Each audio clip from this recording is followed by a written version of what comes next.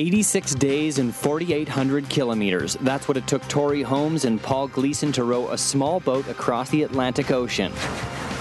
They faced 2 tropical storms and the tail end of a hurricane in the worst at-sea conditions in 50 years, battling through an emotional roller coaster of sleep deprivation, hallucinations, and unbearable thirst. The 2005 adventure made 21-year-old Tori, who hails from Alberta, the youngest woman at the time to have rowed across an ocean. Their recently launched book, Crossing the Swell, details a harrowing and heartwarming story. And here to tell us more about this incredible adventure, Tori Holmes, born and raised in Devon, Alberta, and Paul Gleeson, originally from Limerick Island. Welcome to Alberta Primetime, both of you. Thanks. So first of all, what's going through everyone's mind is how this came about and what dawned on you to think that you'd get in a rowboat and cross. It was actually a race, though, Tori. Yeah, it actually was a race. We had literally, Paul was, his most great ideas come about in Ireland at the time, and over a few pints, one of his friends leaned over and was like, "Do you want to row across the Atlantic?" And he came home that night and he told me, and originally I thought he was mad, and he showed me this pamphlet and it said, "The ultimate test of the human spirit." And for some reason, I needed to know, and it was just sort of forward from that point on. Paul, neither of you had any experience. No, and I pointed out this to Shane, a friend of mine that mentioned this. I said, okay, you're not a rower, I'm not, and I know Tori wasn't.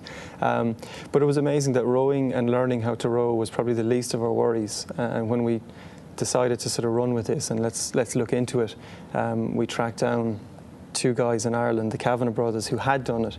And the first thing they said to us when we met them was, this isn't about a physical test. It is obviously physical to an extent.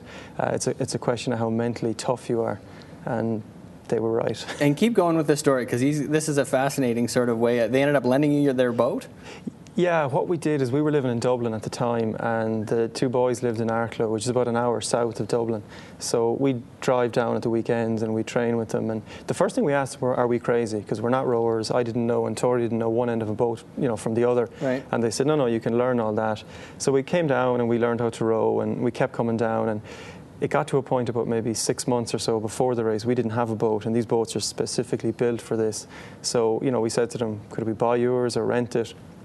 Over a cup of coffee, they said, no, you can have it on 2 conditions. They said, one, you don't rename the boat. It was called the Christina and still is, after their mother who had passed away. And we said, no, that's fine. It's bad luck to rename a boat anyway. And the second condition, Eamon planted his cup of coffee down. He pointed his finger at both of us and he said, if you give up, you can't give up. And we sort of looked at him, we said, what do you mean? And he said, well, if you give up and if we got picked up by a boat, we can't willingly leave our boat floating, we have to burn it.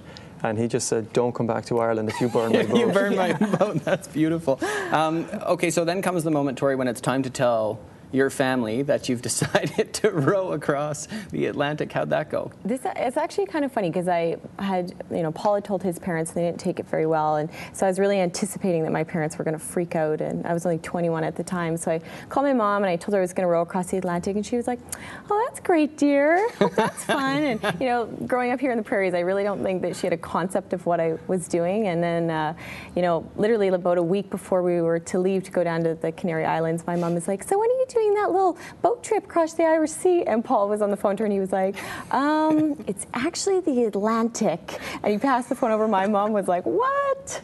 So I actually think ignorance was bliss at that point. She didn't actually realize until I think we crossed the finish line and she was at the end, and I think it really dawned on her what we had actually done. Accomplished, yeah. Let's get into that. Let's get into the actual crossing. Give us a sense of, Paul, some of the most frightening moments, the moments that you a year, 2 years down the road, you look back on and still gives you shivers, I'd imagine. We probably had, at the start, we came up 10, 15-foot swell, which to us was huge. It was nothing as to what we'd face going through some of the tropical storms. Probably one of the scariest nights I think that we had was when one of the boats went down. It was the first boat to go down.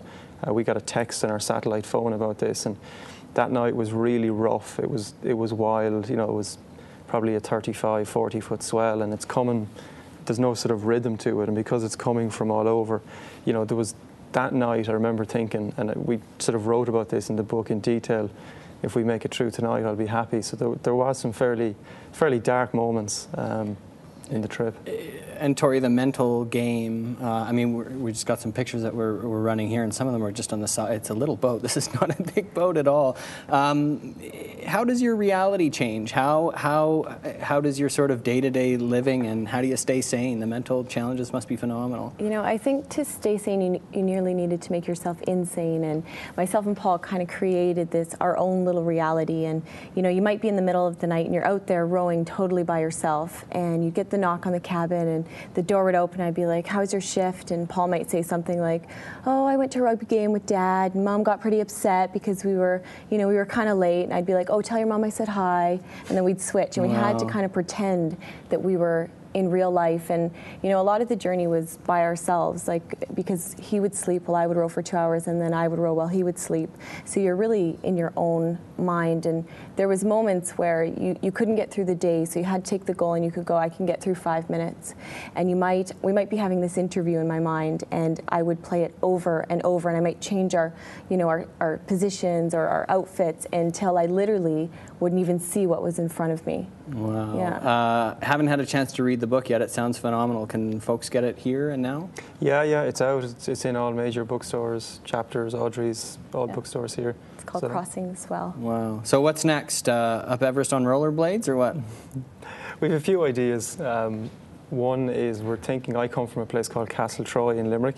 We're thinking about doing a trip from Castletroy to Cape Town, which would involve rowing to Ireland, cycle down to the southernmost part of England, row to France, cycle down to the end of Spain, swim to Morocco, and then try and cycle to Cape Town in South Africa. So that's amazing. So those really plans are in the works? To the bottom. Wow. Yeah, either that, or we'll probably in 2011 do the Indian. So that's kind of what we're row across the Indian and what we're throwing out there. When the next project starts, make sure you give us a call, and thank you both for coming in and sharing an amazing journey with us. Thanks for having us. Thanks for having us.